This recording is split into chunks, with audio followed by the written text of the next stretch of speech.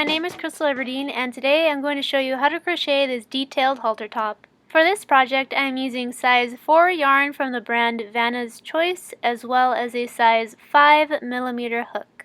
So the first step is to grab the end of your yarn and make a slip knot, and once you make your slip knot, you're going to put your hook through that slip knot and chain a chain that is long enough to cover your torso, or at least the front parts of your ribs. And what I mean by that is basically the chain has to be long enough so when you put it against yourself, it covers from here to here. And there's no set amount of chains. Obviously, this is going to be different for everyone because everyone has a different body type. So however many chains you need to make to cover that portion of your body, that's how many you need to make. So after you're done making that chain, you're going to go back on that chain with a double crochet. And what a double crochet is yarn over, through the stitch, yarn over, back through the stitch, and you're going to be left with 3 loops on your hook. So you're going to yarn over again and then go through 2 of those loops. Then you're going to yarn over again and go through the last 2 loops. Easy peasy lemon squeezy. So yarn over, through the stitch. I struggle a little bit sometimes putting my hook through the chain. So through the stitch, yarn over again, back through the stitch, yarn over, back through 2 loops, and yarn over, back through the last 2 loops. And if you are completely new to crochet or just need to brush up on your crochet skills, I do have a crocheting for beginners video that I will link in the description box below.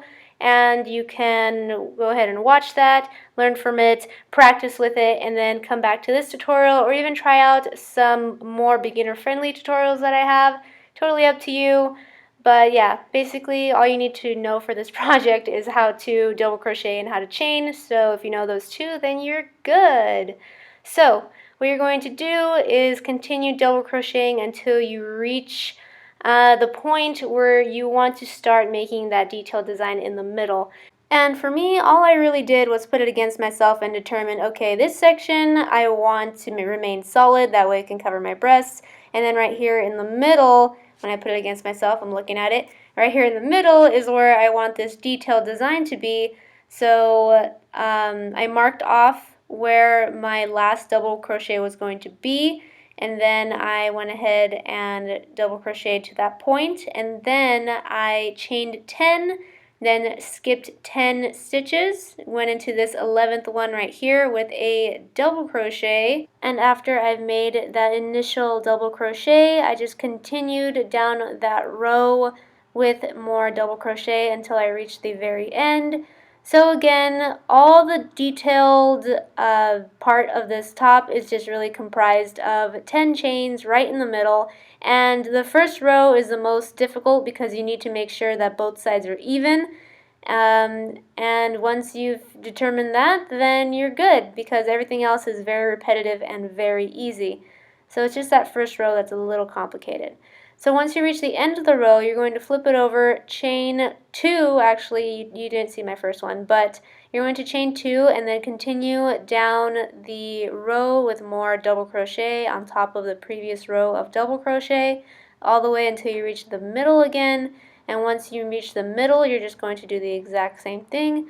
So for now, I'm chaining 2 at the end, right? And that's keeping the ends of the rows nice and square, as you normally would do for any other project. But once we want to start making that halter shape, that's when we're going to actually start doing something a little bit different in the end. But for now, we're just going to chain 2 every time we reach the end of the row, flip it over, and then continue that row of double crochet. So now I'm approaching the middle of the project, and I just wanted to show you that instead of stopping here like you normally would when you're making double crochets, you're actually going to make the last double crochet before that middle detail right on top of the previous double crochet's leg, I guess, the very left leg right here, because normally if you are making double crochets on top of a previous row of double crochet, you go into that middle opening between the 2 legs of the double crochet. But for this case, you're going to want to go into the very left or the very right in this case, stitch right here, and make a double crochet to attach it like so. That way the 2 legs of the double crochet are stacked on top of each other, and then you can just continue going into the middle part of the double crochet from then on. And I know this is a darker yarn and it's a little more difficult for you to see, but if you can see right here, the double crochets are stacked on top of each other when you are in the middle, but for every other double crochet besides those two, you make the next row of double crochet in the middle of the previous row of double crochet. Man, that sounds so confusing, but I hope you understand. So I've approached the end of this row, I chain 2, flip it over, and then continue making double crochets within the previous row of double crochets. And as you can see, it's still square for now, but after this row we're going to start making it more of a halter shape. So I'm just going to continue all the way down until the middle. Once I'm in the middle, I'm going to make sure that I make a double crochet stacked on top of the previous row of double crochet, and then I'm going to chain 10, and once I've chained 10, I'm going to reach on over and make a double crochet within that previous row of double crochets, very right leg, and then just continue making double crochets normally after that until I've reached the end. And once I've reached the end, this is when I'm going to start doing something a little different. So this is what my project looks like so far, and hopefully yours looks similar to mine or exactly like mine, which would be awesome because that means that you're doing everything perfectly fine. Woo! Okay, so once you reach the end of the row, instead of chaining 2, you're just going to chain 1. Go into that first stitch as you normally would, but then you're actually going to skip over that second stitch and go right into the third stitch. And after you've done that, you're just going to continue making double crochets and just continue on with the row as you normally would. So what that's going to start doing is skipping that stitch is actually going to start bringing in your top. It's going to start pulling it in, and instead of making a square project, you're going to start making a triangular one, which is exactly what you want because you want this to be a halter shape and not just a giant square. So again, you're just going to continue down the row as you normally would with the double crochet until you reach the middle, and then you're going to make your 10 chains, and then you're going to do the opposite side, and you're just going to continue with that pattern until you're done with the top. So this is a couple rows in. You can see that this portion right here is the part where we kept it square with the 2 chains at the end of the row, and then once we started skipping, it slowly started coming in like this and making it more triangular, which is exactly what you want because again we want this halter shape. So again, the entire rest of the project is comprised of you double crocheting on one side, and then once you get to the middle you're going to chain 10, reach on over to the other side, make the rest of the double crochets for that row, and once you reach the end of the row you are always going to chain 1, flip it over, go into that first stitch as you normally would, but then you're going to skip over that second stitch, double crochet into that third stitch, and then continue double crocheting to the middle. Then you're going to chain 10 in the middle, reach on over to the opposite side, continue your double crochets to the end of that row, and then once you reach that row, you're going to do the exact same thing. You're going to chain 1, flip it over, and then go into the very first stitch with a double crochet, skip over that second stitch, and then continue with the rest of the row as you normally would. And that's all it really is until you reach the very top and you're satisfied when you put it against yourself, the length and the design of it. If it looks good, then that's when you know you're done. There's no set amount. Everyone has a different preference, a different body type. So just put it against your body as if you were going to wear it. And once you're happy with the way it looks, then that's when you know that you're done and ready to make the straps. The way that I make my straps is on the second to last row of the top. I make my first strap, which is comprised of about 150 chains, and the reason why I make so many chains is because this is going to serve as both the neck and the back strap, and the same strap that's going to make the small corset design, so it needs to be really long.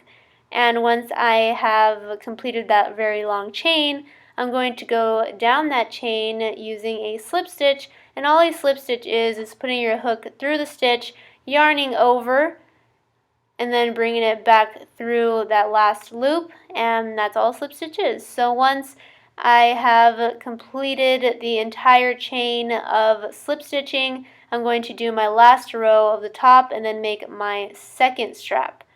So I'm going to go all the way down to the top again, and then I'm just going to continue with double crocheting, and then once I reach the middle of the row, I am going to make my 10 chains, and then reach on over to the opposite side of the top, and then continue the rest of the row with double crochets. And then once I reach the very end of the row, I'm going to make my second strap comprised of the same number of chains as I did for the first strap, that way they can be nice and even.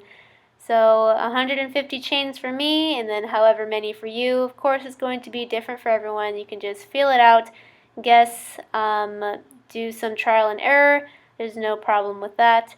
So after you're done crocheting that, then you're completely done crocheting the top, and all you need to do is cut the yarn from the yarn ball and seal the project.